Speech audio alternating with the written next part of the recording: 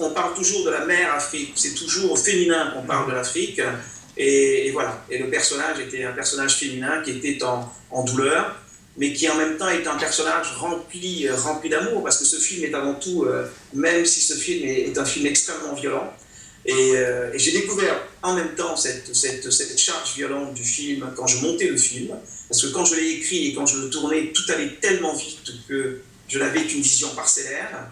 Une fois que je l'ai monté, j'ai compris exactement j'ai compris après coup ce que j'ai voulu dire, et j'ai compris après coup que cela pouvait être ressenti et vécu de manière extrêmement violente. Et toute cette violence d'ailleurs, et toute cette tragédie, elle se lie. Tous les personnages de ce film sont des personnages tragiques, hein, sont des personnages qui sont en douleur. L'absence, c'est bien la preuve que dans l'organisation de la famille, la personne en question qui manque est une personne qui va impacter toutes les personnes qui sont là, de la grand-mère à l'ami, de l'ami au professeur, du professeur à la sœur. Donc c'est pas simplement une absence point à la ligne. Il y a comme ça c'est toute la structure quoi, qui se lézarde par cette absence-là. Et c'est un film avec lequel j'ai un rapport douloureux, parce que c'est un film douloureux. Il a été fait dans la douleur, et peut-être qu'il fallait qu'il soit fait dans la douleur. On ne pouvait pas faire ce film-là en ayant, alors ça j'en parle rétroactivement, hein, en ayant un gros budget, avec une grosse équipe, tout va bien, on tourne 8 heures par jour, on rentre à l'hôtel, on fait la fête, etc.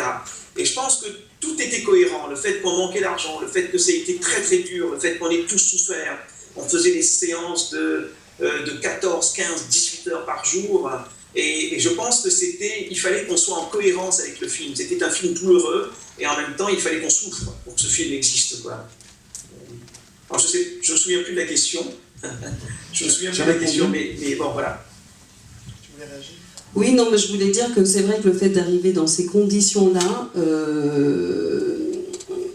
a été vraiment, m'a permis de nourrir aussi le personnage. Parce que c'est vrai que, voilà, enfin, je ne vais pas répéter ce que dit Mama si bien, mais c'est vrai que les conditions ont été particulières, mais en même temps, si elles avaient été autrement, voilà, je ne pense pas qu'elles auraient servi le film. Je voulais que tu me dises, que peut-être que moi j'ai pas fait la recherche obligatoirement, mais peut-être que toi tu as l'information. Est-ce qu'il y a d'autres films d'Afrique francophone qui ont déjà été sous-titrés pour le public sourd et malentendant? Est-ce que tu sais s'il y en a d'autres qui ont été dans ce cas?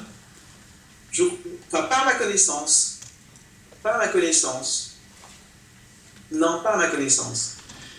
Et tu crois que là, maintenant, avec une version de l'absence, est-ce que tu penses que le film pourrait être, alors avec tous les bémols de l'absence là, de salles de cinéma dans certains pays, mais si on peut le faire circuler par des circuits itinérants, tu penses que on pourrait arriver à trouver un public aussi qui, là, pour le coup, a encore moins accès à des films sous-titrés?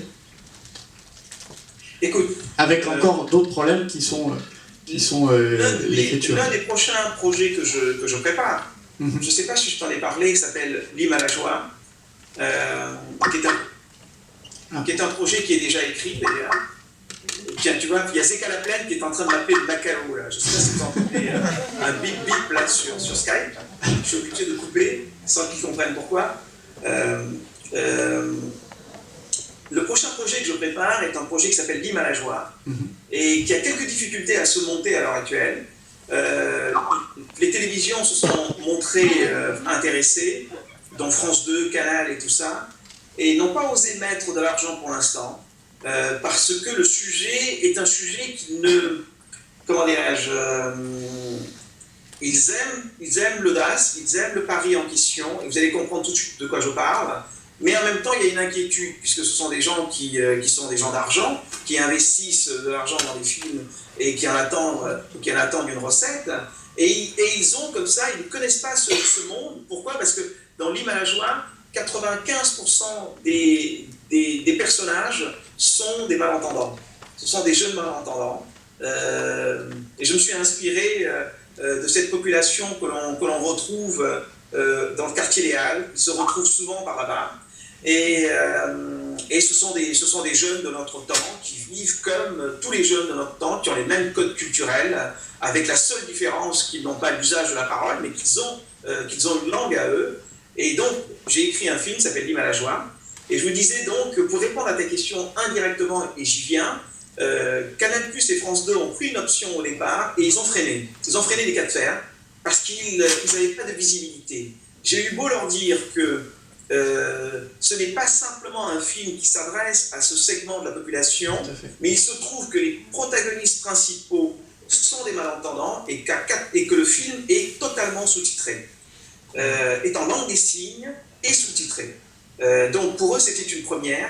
Ils ont aimé l'audace, mais ils n'ont pas été jusqu'au bout. Mais ils n'ont pas dit non complètement. Pour l'instant, c'est un sujet qui est toujours à l'étude. Et moi, j'ai été amené à faire une étude pour trouver un argument pour les convaincre. Et en travaillant ce sujet-là, je me suis aperçu qu'il y a plusieurs millions de personnes en France qui sont des personnes malentendantes.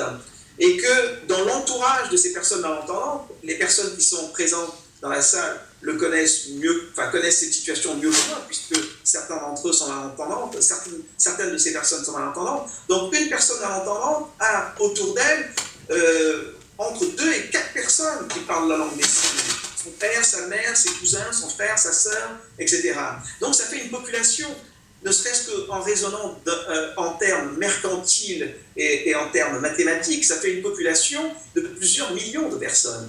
Et un film français qui réussit, un film moyen français qui réussit, en faisant 500 000 entrées seulement, passe pour un film miraculeux. En faisant 1 million, 2 millions d'entrées, passe pour un film miraculeux. Donc, je leur ai amené ces éléments comptables-là pour leur dire, même si vous deviez avoir que ces éléments-là en réflexion, il y a non seulement une population que vous ne pouvez pas négliger, mais au-delà de cette population-là, je fais un film pour tout le public. Les protagonistes sont malentendants, mais ces protagonistes appartiennent, sont au cœur d'une cité, appartiennent à une ville, appartiennent à un pays, sont des citoyens comme les autres, donc sont aussi dignes d'être représentés à l'écran, et leur histoire peut parfaitement, puisque ce sont des êtres d'émotion et de sensibilité, peut parfaitement, je veux dire, qu'un malentendant n'est pas constitué d'une autre manière qu'un entendant. Je veux dire, ça rit, ça pleure, ça éprouve, ça aime, ça déteste, ça éprouve toute forme de passion et toute forme d'émotion qu'un malentendant éprouve. Ce ne sont pas des personnes à part. Donc voilà. Mais je peux vous assurer que j'ai eu beau leur amener et les éléments, comment dirais-je,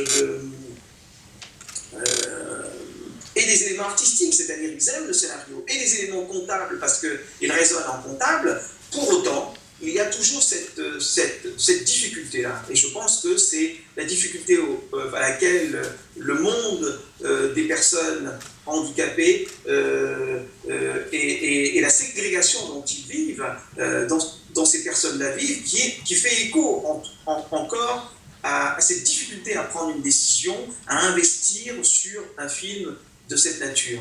Et ce film-là, c'est un film je place les personnages dans la cité, je les fais vivre comme tous les autres jeunes, ils écoutent la musique, ils vont au cinéma, ils aiment, ils pleurent, enfin, ils vivent intensément leur vie, quoi. Ils vivent intensément leur vie d'adolescents et de jeunes sans aucune... c'est-à-dire, si vous les voyez vivre, vous ne feriez aucune différence entre eux et n'importe quel jeune, entre guillemets, comme on dit, normal.